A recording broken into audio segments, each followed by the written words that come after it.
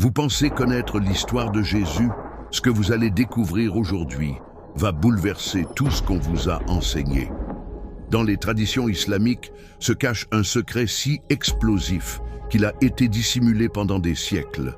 Un secret qui concerne le prophète Jésus, que l'on appelle Isa, et son retour prophétisé pour affronter la plus grande menace de l'humanité, l'Antéchrist.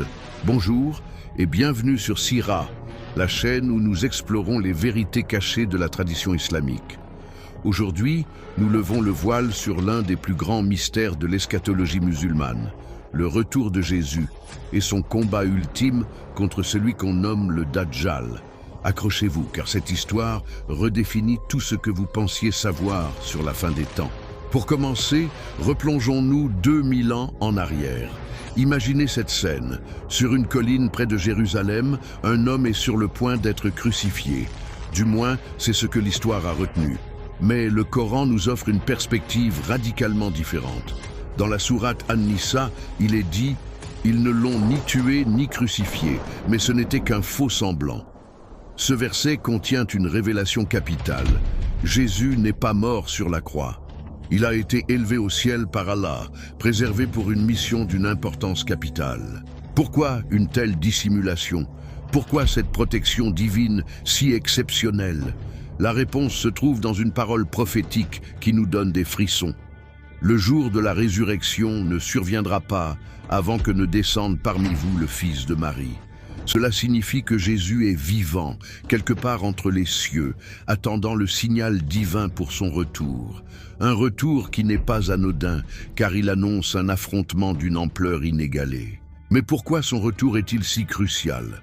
Parce qu'il est destiné à affronter ce que les textes décrivent comme la plus grande épreuve que l'humanité aura à traverser. L'arrivée de l'Antéchrist, connu en arabe sous le nom de Al-Masih ad-Dajjal. Les descriptions du Dajjal dans les hadiths, les paroles du prophète Mohammed sont terrifiantes. On parle d'un être borgne, avec le mot mécréant inscrit entre ses yeux, capable d'accomplir des miracles trompeurs pour séduire la quasi-totalité de l'humanité. Imaginez un instant un leader charismatique qui apparaît et qui peut faire tomber la pluie sur commande, faire pousser des récoltes en un clin d'œil, et même, en apparence, ressusciter les morts. Son pouvoir de séduction sera si puissant que même les croyants les plus solides risquent d'être ébranlés. Dans notre monde actuel, assoiffé de preuves tangibles et de miracles instantanés, le Dajjal offrira exactement ce que beaucoup recherchent, des signes visibles, immédiats et spectaculaires. Il promettra un paradis sur terre, mais ce sera une illusion, un piège pour l'âme humaine. Face à un adversaire doté de tels pouvoirs, une question se pose. Comment Jésus pourra-t-il le vaincre? La réponse est à la fois d'une simplicité déconcertante et d'une profondeur mystérieuse. Les textes nous apprennent que lorsque Jésus affrontera le Dajjal, il n'utilisera ni épée ni arme conventionnelle. Son arme secrète, c'est son souffle. Oui, vous avez bien entendu, son simple souffle.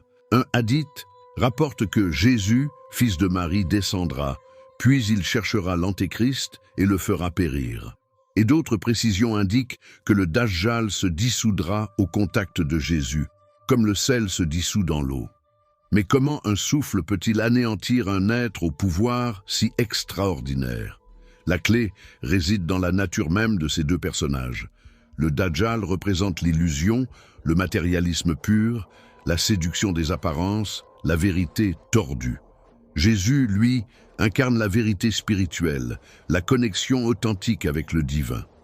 Son souffle n'est pas juste de l'air, il symbolise la puissance écrasante de la vérité face au mensonge, de la lumière face aux ténèbres.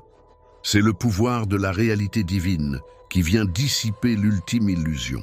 Alors, comment savoir si nous nous approchons de ces événements cataclysmiques? Les prophéties décrivent de nombreux signes avant-coureurs, et force est de constater que beaucoup résonnent étrangement avec notre époque. On parle d'un effondrement des valeurs morales, de la généralisation de l'injustice, de la rupture des liens familiaux, d'une course effrénée vers le matérialisme et la richesse à tout prix. Tous ces éléments prédits il y a des siècles sont devenus des caractéristiques de notre société moderne. Mais le signe le plus frappant concerne peut-être notre relation avec la technologie. Les descriptions des pouvoirs du Dajjal ressemblent étrangement à certaines de nos avancées technologiques. Sa capacité à apparaître simultanément en différents lieux du globe fait penser aux retransmissions en direct et aux hologrammes.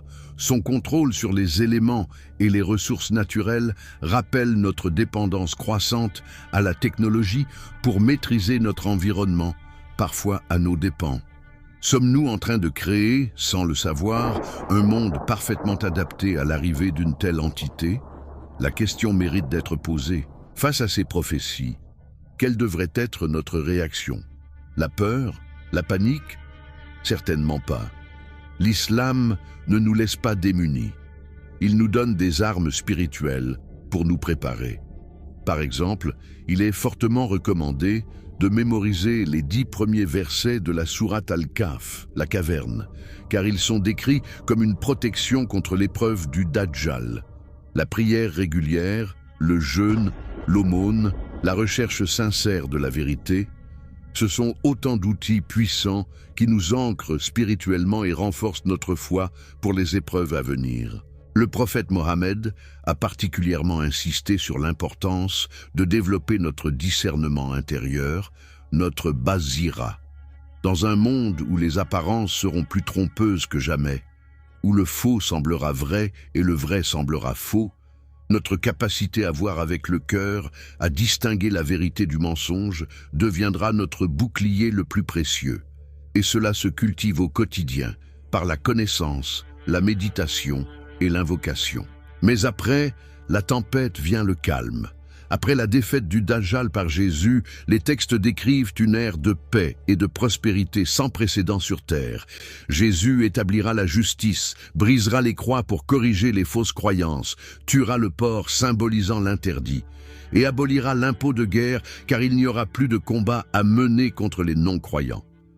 Les conflits cesseront, la richesse sera si abondante que personne n'acceptera l'aumône, et l'humanité connaîtra une harmonie spirituelle et matérielle longtemps attendue. Cette vision n'est pas une utopie, mais la promesse divine d'un monde où la spiritualité triomphera enfin des illusions matérialistes. Cette grande prophétie nous rappelle que derrière les chaos et les bouleversements apparents de notre monde se cache un plan divin parfait. Les épreuves que nous traversons, collectivement et individuellement, ne sont pas vaines.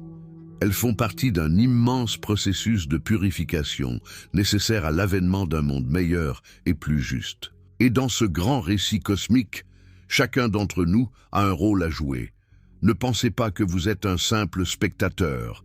Notre engagement spirituel, nos efforts pour dire la vérité et agir avec justice, notre résistance face aux sirènes du matérialisme, tout cela contribue, à notre échelle, à préparer le terrain pour les événements à venir.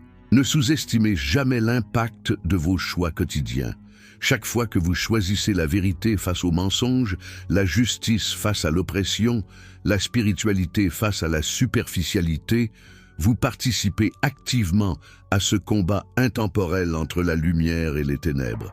Vous renforcez votre propre bouclier spirituel et celui de votre communauté. Alors, la prochaine fois que vous entendrez parler de Jésus, souvenez-vous de cette perspective. Il n'est pas seulement une figure du passé, mais un acteur essentiel de notre avenir. Son retour n'est pas une simple légende pour endormir les enfants, mais une réalité prophétique qui donne un sens profond et une direction à nos vies et à nos combats spirituels d'aujourd'hui. Si cette vision du monde vous interpelle et que vous souhaitez en savoir plus, abonnez-vous à Sira pour continuer à découvrir les vérités profondes et souvent cachées de la tradition islamique.